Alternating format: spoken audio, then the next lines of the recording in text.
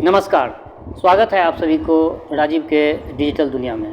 Digital माध्यम से अभी मैं अपने हिंदी साहित्य के कालजयी रचनाकार बाबा नागार्जुन के कालजयी रचना बाबा नागार्जुन द्वारा लिखित कालजयी रचना बलचनमा उपन्यास हिंदी उपन्यास को आंचलिक उपन्यास है और इसको मैं एपिसोड बना करके आप लोगों के समक्ष रख रहा हूँ। सबसे पहले आज बाबा का जन्म दिवस है, बाबा को श्रद्धांजलि देते हैं। बाबा हम लोगों के बीच जो कुछ लिख के गए हैं इतिहास का दस्तावेज है और वो उनकी जो रचना संसार है, बाबा का रचना संसार, उन्होंने जो कुछ भी लिखा वो इतना विस्तृत है कि इसे किसी कालखंड में समेट पाना बहुत मुश्किल है। बाबा सिर्फ हिंदी साहित्य में ही नहीं, मैथिली साहित्य, हिंदी साहित्य, बांग्ला और संस्कृत सब भाषाओं में बाबा की बराबर की पकड़ रही। और मुझे अच्छा लगता है बाबा के आंचलिक रचना को जब मैं प्रस्तुत करता हूं तो कई हमारे श्रोता ये बोलते हैं कि ये तो न हिंदी है न मैथिली है, पता नहीं कौन सी भाषा लिखते हैं। तो आंचलिक भाषा की ये विशेषता होती है कि जिस अंचल से वो लेखक बिलोंग करते हैं उस अंचल की जो अपनी भाषा होती है उन भाषा का छाप उस पर में आ जाता है। जैसे हमारे मिथिला के वो बाबा नागार्जुन थे, वैद्यनाथ मिश्र यात्री के नाम से वो मैथिली में लिखते थे और हिंदी में नागार्जुन के नाम से लिखते थे। तो आज कल तक मैंने 13 एपिसोड आप लोगों को परोसा, आज मैं 14वां एपिसोड परोसने जा रहा हूं। इससे पहले मैं एक बात कहना चाहता हूं, अगर कोई व्यक्ति हमारे इस वीडियो को मेरे फेसबुक प्रोफाइल पर देख रहे हैं या फेसबुक पेज पर देख रहे हैं तो फॉलो करें। और यदि कोई भी व्यक्ति हमारे इस वीडियो को मेरे यूट्यूब चैनल मैथिली नहीं पर देख रहे हैं तो मेरे चैनल को सब्सक्राइब करें और अपना कमेंट ज़रूर लिखें। तो लीजिए, आज मैं 14वां एपिसोड आप लोगों के समक्ष रख रहा हूँ। जलसीम से तरकारी का काम चलता है भैया, भुइयाँ मुसहर भी आसानी से सेर आज सेर मछलियाँ डबरे से छाँक लाते हैं। आग में भूनकर बिना नमक की भी मछली खाओ तो बुरी नहीं लगेगी।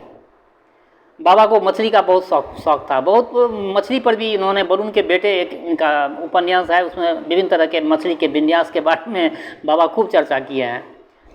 गरीब गुरबा लोग महंगी अकाल के ज़माने में महीनों मछली पर गुजार देते थे भैया। महंत बैरागी किसके किसके गले में कंठी बांधते फिरेंगे।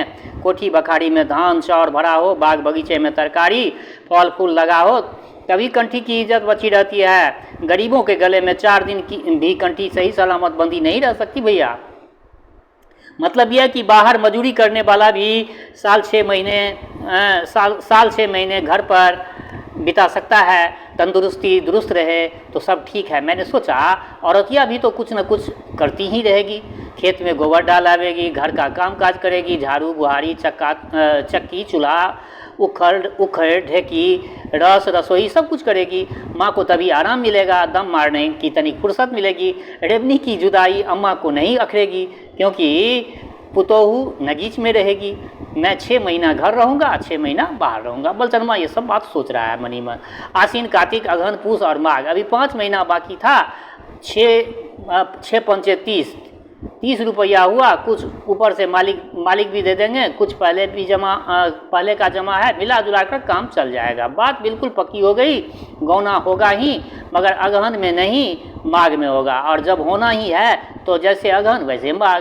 4 महीना कसकर घर में रहूँगा, चैत में ओढ़ा खाकर गांव छोड़ूंगा, नहीं तो यह भी हो सकता है कि बैसाख में मरुआ की पटौनी करके गांव छोड़ दूंगा। इस तरह सोचता हुआ मैं आश्रम लौट आया। राधा बाबू जेल से छूट आए थे। गांधी महात्मा के हुक्म से खद्दर और चरखा का प्रचार करते फिरते थे। मधुबनी में बाबू भैया का जुटान था। आसपास के इलाकों में हजारों चरखा चलाने वाले सैकड़ों जवान जगह जगह कटे हुए सूत की लच्छियों का हिसाब लेते थे। बदले में काटने वाले औरतें पैसा भी पाती थी और कपड़ों का भी अच्छा इंतजाम हो जाता था। राधा बाबू इलाके में घूमकर यह काम करते थे। जहाँ जहाँ जाते मुझे भी वो साथ ले जाते थे राधा बाबू। मेरा काम था बाबू के कपड़े साफ करना, कागज़ पत्तर सरिया कर रखना, किसी के पास भेजे तो वहाँ से हो आना, कभी पैदल चले तो कभी पैर डांट चाप देना और सामान की खबरगिरी करना। पैर डांट चाप देना मीन्स कभी उनको सेवा कर देना। ड्यूटी कभी कड़ी भी हो जाती थी। यह तब होता था जबकि बाहर से कोई लीडर आए रहते थे लीडर के आने पर उन्हें लेकर इलाकों में घूमना पड़ता है, कभी टमटम से तो कभी बैलगाड़ी पर, कभी एक आध बार राधा बाबू मोटर गाड़ी का भी जुगाड़ कर देते थे। मेरी ड्यूटी इसलिए बढ़ जाती थी कि बहुत से स्वराजी बाबू इकट्ठे हो जाते थे। राधा बाबू का टहलुआ होने की वजह से सभी स्वराजी बाबू मुझे अपना अपना टहलुआ समझते थे। 25 फरमाइश पूरा करते करते मैं परेशान हो जाता भैया। लीडरों में से जो जितने बड़े खानदान के होते उनकी आवाज़ में उतनी मलिकाना गंध आती थी। सभी राधा बाबू की तरह शांत महात्मा नहीं थे, उनकी अपनी अपनी आदत थी, अपना अपना स्वभाव था, अपनी अपनी रुझान थी। किसी को चुनियाई हुई धोती चाहिए, किसी के बदन में घंटा भर मालिश होनी चाहिए, सोते वक्त पैर चबाना किन्हीं बाबू के लिए ज़रूरी था, तो किन्हीं को साहर का दतमन चाहिए, कोई पान के पीछे पागल थे तो किसी को बढ़िया सिगरेट चाहिए, किन्हीं को उंगली मसलवाने का शौक़ था तो किन्हीं के माथे पर जवा कुसुम का तेल सोते वक्त मलना ही पड़ेगा। 2 बाबू ऐसे ही थे जो अपना चरखा साथ लिए रहते थे, वहीं सूटकेसी चरखा जिसको यरबदा चक्र कहते हैं। यह चरखा हमारे राधा बाबू के पास भी था, मगर बाबू जब टूर से निकलते तब चरखा साथ नहीं लेते थे। आश्रम में रहते वक्त ही राधा बाबू चरखा चलाते थे। कभी कभी ऐसा होता कि बाबू लोग खुद बड़े लीडर के साथ मोटर गाड़ी से लटक कर चले जाते थे और उनका चरखा मुझे ढोना पड़ता था भैया। एक बार ऐसा हुआ कि समस्तीपुर में किसी बाबू का चरखा इसी आपाधापी में पीछे छूट गया। सुबह शाम प्रार्थना के बाद वह 15 मिनट चरखा चलाते थे, मगर उस रोज़ संजोग से उसका चरखा पीछे रह गया था। बाबू मुंह फुलाकर बैठ गए, न पानी पिएंगे न खाएंगे। मुझको तो भैया बड़ा रस आ रहा था कि बाबू के इस नाटक में कि चलो आज उनका कुछ तो हुआ। आखिर बड़े मुश्किल से बाबू को मनाया गया और संतरा बेदाना खाने को राजी हुए। राधा बाबू मुझे डांटने लगे कि बलचन माँ क्यों ऐसा हुआ, क्यों श्रीपति बाबू का चरखा छोड़ आया। इस तरह लीडरों के जुटान में डर के मारे मैं सिस करता रहता कि कहीं भूल चूक न हो जाए, बाबू नाराज़ न हो जाए। मगर जानते हो भैया, राधा बाबू अपने नुकसान के लिए मुझे थोड़े डांटते थे। नहीं, राधा बाबू का स्वभाव तेज जरूर था, लेकिन मेरे लिए नहीं। मुझे तो वो बहुत मानते थे। अकेले में कभी कभी नरमी से मेरे नाक कान मलते थे, कभी टुड्डी छू लेते थे, कभी पीठ थपथपाते थे। लेटते वक्त मैं उनके नज़दीक बैठा करता था तो अपनी टांग मेरी गोद या जंघे पर डाल देते और घर गृहस्थी का हाल पूछते। एक एक करके मेरे घर की सारी बातें मालूम कर ली थी राधा बाबू। मेरे दुख सुख का ख्याल रखते थे। वह नहीं चाहते थे कि मैं मैला या ओछा कपड़ा पहनूं। एक बार आसीन में घर से लौटकर जब आश्रम पहुंचा तो उन्होंने मुझे धोती खरीद दी, कमीज बनवा दिया, चप्पल दे दिए। एक दिन राधा बाबू ने मुझसे कहा, खवास की तरह नहीं, आदमी की तरह रहना होगा, टहलुआ बनकर नहीं, साथी बनकर तुझे मैं रखना चाहता हूँ। पहले मैं उन्हें बात बात में जी सरकार कहा करता था, मुदा बाबू ने एक रोज़ जोर से मुझे डांट दिया। तब से खाली जी कहने लगा। यह तो हुई राधा बाबू की बात। लेकिन दूसरे स्वराजी बाबुओं में सैकड़ों में 90 ऐसे ही मिले जिनको जी सरकार कहलाने में बड़ा निम्न बुझाता था। ना कहो तो गुर्रा कर ताकते रहेंगे। जिंदगी भर जिनके कान मालिक सरकार हुजूर सुनते आए हैं, उनके लिए इन शब्दों का बड़ा मतलब है। बिना छौंकी हुई दाल की तरह बिना जी हुजूरी की बात मुझको पसंद ही नहीं पड़ती। पश्चिम के मुल्क में गुजरात, राजपूताना, पंजाब, एकाध दफ़े पश्चिम के स्वराजी बाबू से मेरी मुलाकात हुई। उनको 2-4 बार मैंने सरकार हुजूर कहा तो बड़े भड़के भैया कहने लगे, कैसा बदजवान छोकरा है, बात बात में हुजूर सरकार करता है। बेटे, हुजूरों और सरकारों के खिलाफ तो हमारी जद्दोजहद चल रही है, फिर गालियाँ देता है। मैंने बड़ी मुश्किल से उन्हें समझाया कि हमारे यहाँ बाबू भैया लोग हुजूर सरकार के बगैर बात ही नहीं सुनते हैं बाबूजी। यह सुनकर पश्चिम के स्वराजी बाबू की आंख दुगनी हो गई और जीभ झट से निकल गई।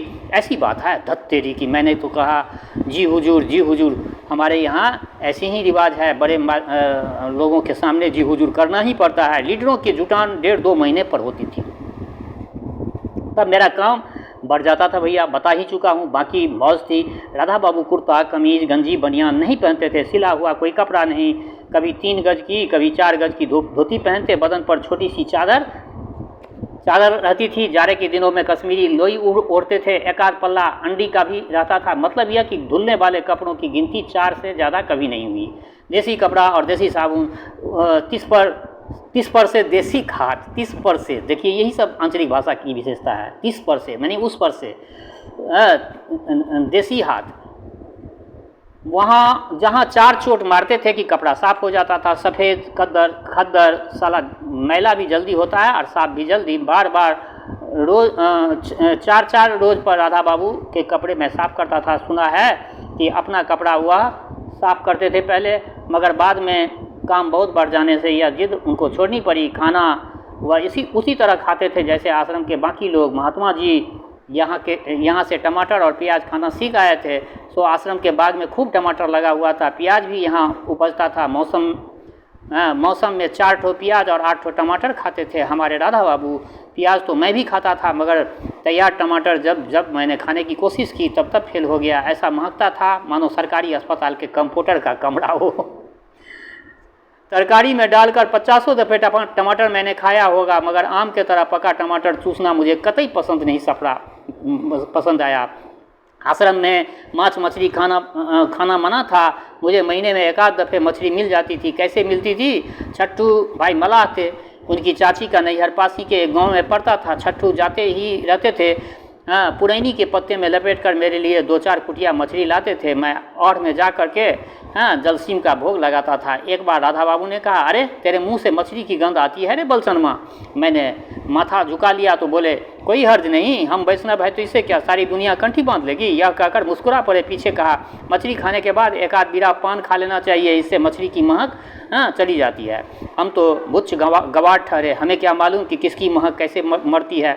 फिर भी हमारे राधा बाबू बड़े अच्छे आदमी थे भैया, खुले मिजाज के थे। कभी उन्होंने मुझे मना नहीं किया। मैं बीड़ी पीता था, मछली खाता था, कभी उन्होंने मुझे इस सब काम के लिए मना नहीं किया। अगहन में उनके साले आए थे। 7 आदमी था। धान का चीरा, पकवान, गुड़, अचार, आंवला का मुरब्बा, 2 टोकरी सनेस ले आए थे। 2 टोकरी सनेस ले आए थे। लोगों ने खूब खाया। 4 दिन रहने के बाद लौटे तो मुझे भी साथ लेते गए। मालूम हुआ कि मिल्किनी आने वाली है, मालिक के 2 बेटा है, वो भी आएंगे बोझा मोटा ढोने के लिए। एक आदमी उधर से भी आवेगा और मैं भी रहूँगा। अभी तक मालकिनी का मैंने नाम ही सुना था, दर्शन तो किया नहीं था। इसी से मेरे मन में हुदहुदी बैठी हुई थी, अगर हमारी छोटी मेलकैन की तरह ही ये मेलकैनी हुई तो 4 ही रोज में आश्रम छोड़कर भागना पड़ेगा। नहीं, अगर फूल बाबू की माँ जैसी होगी तब तो निर्वाह हो जाएगा। इसी तरह सोचता विचारता मैं कुटुंब के साथ हो गया। लहरियासराय से समस्तीपुर, वहाँ से पहलेजा से महेंद्रू, फिर पटना जंक्शन। आज तक मैं बड़की गाड़ी पर नहीं चढ़ा था। तब तक पटना जंक्शन का यह नया बिल्डिंग नहीं बना था। अब तो खैर बहुत बड़ा बिल्डिंग है, पहले इससे छोटा था। बाहर भी इतनी बढ़िया सिलमीट वाली चिमनी सड़क नहीं थी, लेकिन गाड़ी तो बड़ी ही ठहरी। मैं पहले सोचता था कि बड़ी गाड़ी का टिकट भी बड़ा होता होगा ताश की तरह, मगर नहीं, टिकट में कुछ फ़र्क नहीं। हाँ, टिकट कटाने में वैसी धक्का मुक्की नहीं थी जैसे कि हराही यानी दरभंगा जंक्शन में होती है। गया जाने वाले हम 3 जने थे, कुटुंब, उनका नौकर और मैं। कुटुंब ठहरे, जमींदार के बेटा गाड़ी में साथ कैसे बैठेंगे। इंटर का टिकट लिया, बाकी 2 टिकट तीसरे दर्जे का था।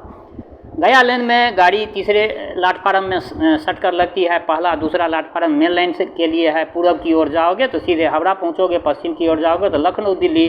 बड़ी बड़ी इंजन, बड़ा आने जाने के लिए खुशफैल रास्ता, बड़े फाटक, सब कुछ बड़ा। कुली भी पक्की बोली बोलते थे। बीड़ी सिगरेट बेचने वाले भी काहे कूहे करते थे, यानी हिंदी बोलते थे। साहेबी ठाठ में कोट पैंट पहने हुए 50 आदमी, कोई जमशेदपुर जा रहा था तो कोई धनबाद, कोई हजारीबाग जा रहा था तो कोई चाईबासा। बड़ी लाइन की गाड़ी हैं, आगे छोटी लाइन की मधुबनी झंझारपुर वाली गाड़ी बकरी जैसा लगती थी। पटना के तरफ शहरूपन भी ज़्यादा है। उधर जिनको रखना कहेंगे, उधर उसको हम धरना कहेंगे। उधर के लोग साफ जुबान बोलते हैं। यहाँ गाड़ी में बाबू लोग के मुंह में किस्म से निकलता है तो उधर तुम लोगों के मुंह में किया दिया सुनोगे। आकाश पाताल का फर्क पड़ता है बोली में भैया। रात का बखत्ता गाड़ी में बैठते ही मुझे नींद आ गई। गया पहुँचने पर ही नींद टूटी। वहाँ से दूसरी गाड़ी पकड़कर नवादा पहुँचे। नवादा से आधा कोस पड़ता है मोहनपुर। दूर से ही कोठा चमक उठा। कुटुंब के लिए टमटम आया, वह उसी पर चढ़कर गए। हम दोनों जने पाँव पैदल चले। राधा बाबू के ससुर लाखपति जमींदार थे। 2 पट्टियों में स्टेट बटा हुआ था। उपज और आमदनी भी बढ़ती थी, ज़्यादा ज़मीन इकट्ठी ही थी। हाथी भी था, मोटर भी था, टमटम भी थी, बग्गी भी थी। खड़खड़िया पालकी भी था, पक्का बैठक खाना, कुर्सी, आराम कुर्सी, कोच, बेंच, टेबल सब कुछ था। नौकरों के लिए कच्ची ईंट का 2-3 कोठरियाँ उस तरफ बनाई गई थी, इधर गाय भैंस रहने की जगह थी। मुझे टिकाने के लिए कुटुंब का नौकर उसी कोठरी में ले गया था। 10 नादों की लंबी कतार, दोनों ओर बंधे 30 भैंसा को इधर वाले पाड़ा कहते हैं, उन्हीं से उधर हल जोते जाते हैं। मगर राधा बाबू के ससुर को एक भैंसा ऐसा नहीं था जिसके पीठ पर कमर की हड्डी झकझक न करती हो। 20 गो भैंसा, उसके खिलाने का कोई ठिकाना नहीं, सभी रोते रहते थे। सभी की आंखों में मैंने कीचड़ देखा, पेट और रांदों में अठगोरवा कीड़ा बजबज करता था। सब जान लो, सच जान लो भैया, बहुत बड़ा कुकर्म किया होगा, तभी जमींदार के यहाँ भैंसा होकर जन्म लिया होगा उन्होंने। मरना न जीना, हुकुर हुकुर करना। मैंने एक आदमी से पूछा, ये कमज़ोर किस तरह से हल खींचते होंगे? उसने कहा, खेती के मौसम में इन्हें थोड़ा बहुत खाने को दिया जाता है, जब खेती हो गई तो बस सतराम। लार पुआर, घास भूसी को अमला लोग छिपा कर बेचते रहते हैं। किराए पर मकान उठाने वाले की जितनी ममता अपने मकानों के प्रति होती है, उससे कम ममता जमींदारों को अपने माल मवेशियों की तरफ हुआ करती है। नौकर चाकर, अमला फैला बहुत मामूली तनख्वाह पाते हैं। उन दिनों किसी की तनख्वाह 2 रुपये माहवार थी, किसी की 4, किसी की 7, 10 से ऊपर किसी की नहीं थी। भैया तुम पूछोगे कि इतनी कम तनख्वाह में जमींदार के नौकरों की दुनिया जहान कैसे चलती होगी? जवाब टेढ़ा नहीं, बिल्कुल सीधा है। अमला लोग तनख्वाह की कमी लूटपाट से पूरा करते थे। रैयत को लूटने में जमींदार के नौकर चाकर किसी भी बात की परवाह नहीं करते। हरी बेगारी से लेकर कोहरा कद्दू तक रैयत की एक एक चीज़ पर मालिकों का एक छत्र अधिकार रहा। इसमें सरकार बहादुर अपनी पुलिस पलटन के जमींदारों की मदद करती थी। नौकर चाकर लूट पाट कर, छीन झपट कर निर्वाह करते थे। जमींदारों का भी खजाना भरते थे और अपना भी घर ले जाते थे। जमींदारों के अमला लोगों की सब जगह यही हाल था भैया। कुटुंब के दरवाजे पर ठाट बाट की कोई कमी नहीं थी। हॉल में 2 आराम कुर्सी, 4 गो मामूली कुर्सी, 1 ठो गोल मेज पड़े थे। मोटे गद्दे का एक भारी भरकम कोच पड़ा था। सिर टेकनी की जगह तेल से काला और चिकना पड़ गया था। कोच की बाहों पर जहाँ तहाँ चूना और सूंघनी के दाग पड़े थे। जरूर ही बैठने वाले सूंघनी के शौकीन होंगे। पान खा चुकने पर ऊपर से ही चूना खाते होंगे। दूसरी ओर बैठक में 2 बड़े तख्तपोश पड़े थे, उसमें कहीं कहीं कील उभरी थी। शतरंज के खाने चाकू से खरोच कर कभी किसी ने बनाए होंगे, यही निशान भी मौजूद था। तख्तपोश के नीचे मकरों ने जाले लगा रखा था। जरूर ही झाड़ देने वाला लापरवाह या आदि रहा होगा। बक्सर डुमराव की ओर के 2 मेहमान टिके हुए थे।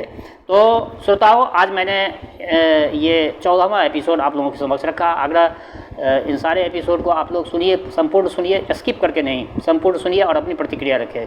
दूसरी बात, हमारे श्रोता जहाँ कहीं भी रहते हों, गांव में रहते हों या प्रदेश में, देश में रहते हों, विदेश में, जहाँ कहीं भी रहते हों, स्वस्थ रहें, निरोग रहें। माता जनकनंदिनी जगदम्बा माँ वैदेही की कृपा सदैव आप लोगों पर बरसती रहे। शुभकामनाओं के संग जय मिथिला, जय मैथिली।